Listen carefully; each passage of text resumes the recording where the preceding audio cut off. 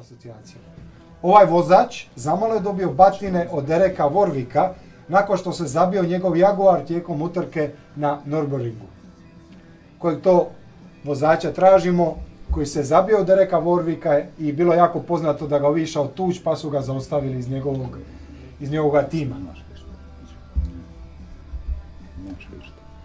Ništa, krenimo sa sljedećom razinom. Sljedeća razina kaže ovako: drži rekord za najviše najbržih krugova u povijesti Formule 1. I dalje drži taj rekord, ima najviše najbržih krugova u povijesti.